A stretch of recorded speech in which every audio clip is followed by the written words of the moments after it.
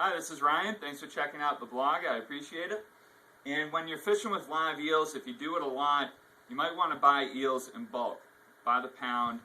Instead of buying them for one eel, $2, you can buy them by the pound and get a little bit better deal. The issue is then, how do you store 10 pounds of eels? It's a lot of eels. Well, I use just a little live well here, and eels are incredible because they live in fresh or salt water. So right here, this is fresh water, and eels can breathe underwater fine, and they can also breathe in the air fine as well, which is ridiculous. So one way of capitalizing on both of that is to only fill the eel tank up a couple inches with fresh water.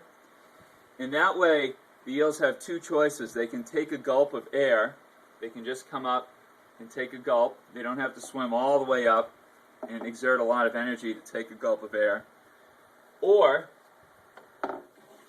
you can throw in a couple aerators as well, just to be on the safe side. Now out on the boat, I have a little spot where I keep the eels, and I just put an inch of water.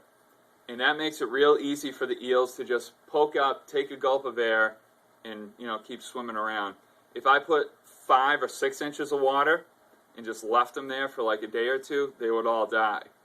But if you do just an inch or less of water and let the eel just gulp air, they basically just lift their head up and take a gulp. It's not strenuous at all, and they can live for quite a long time that way. But definitely, if you want to keep them long term, I've kept them in this for like a month. You don't need to feed them or anything. Just change that water once in a while. Get an aerator in there to be on the safe side. If you don't want to do the aerator thing, just make sure you keep just a couple inches of water in there so they can get a gulp of fresh air. So that's the eel tip of the day, I guess, if you want to call it that. Thanks for checking out the blog again, and maybe I'll see you out on the water.